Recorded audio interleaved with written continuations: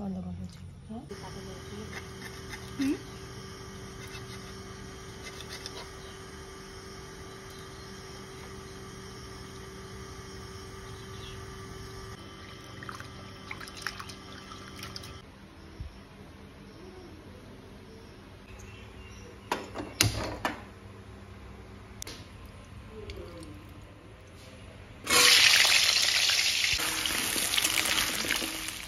লবণটা দিয়ে আলুটা ভাজা করে নেব।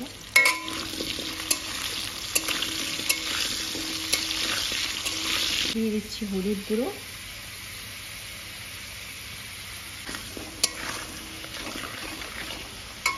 আলুটা ভাজা করে নামিয়ে নিয়েছি। এখন এই পেঁয়াজ আর মরিচটা দিয়ে দেবো।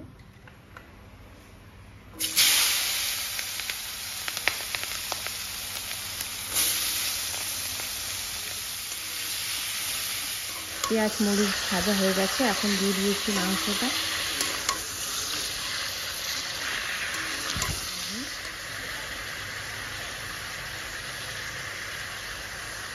লবণ দিয়ে ভাজা করব। এখন আমি মশলাটা মিক্স করে নেব। এখানে রয়েছে শুকনো মরিচ, পেঁয়াজ, জিরে, তারপরে আদা আর রসুন। তো চলো মিক্স করে নিই। এদিকে মশলাটা মিক্স হয়ে গেছে। দিচ্ছি হলুদ গুঁড়ো,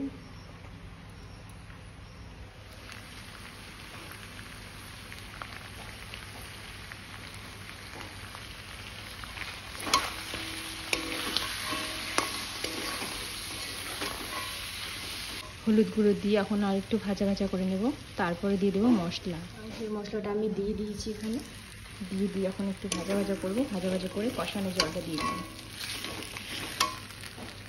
খুবই সুন্দর গন্ধ বেরিয়েছে, কড়াইয়ে লেগে গেছে। মশলা দিয়ে মাংসটা ভাজা হয়ে গেছে। এখন আমি কষানোর জলটা দিয়ে দেবো।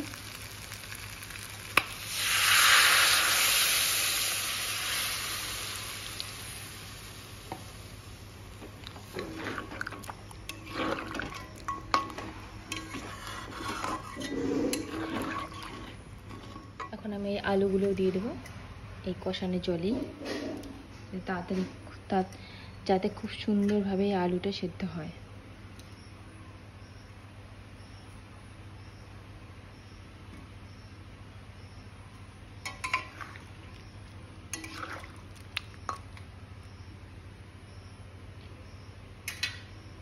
দিয়ে দিচ্ছি লঙ্কার গুঁড়ো,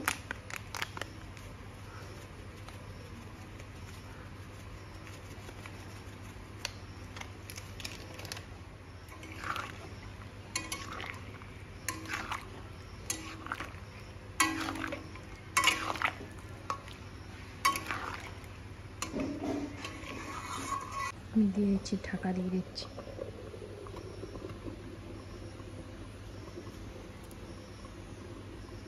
তো আমাদের কষান রেডি হয়ে গেছে।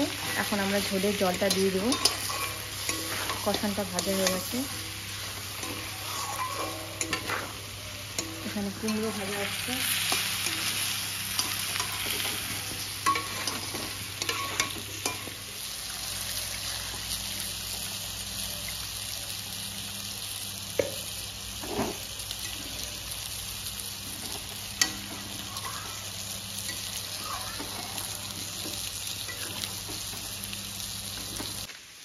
এখন দিয়ে দিচ্ছি গরম মশলা,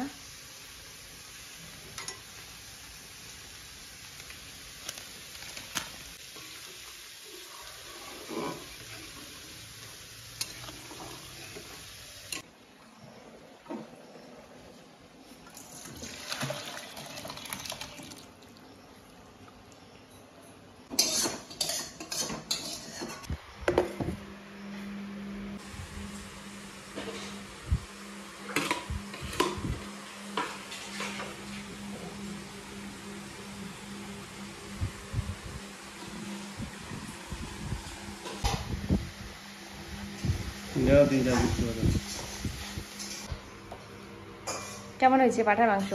সুন্দর হয়েছে, সুন্দর। মাংসটা সিদ্ধ হয়েছে ভালো? ভাই কেমন হয়েছে?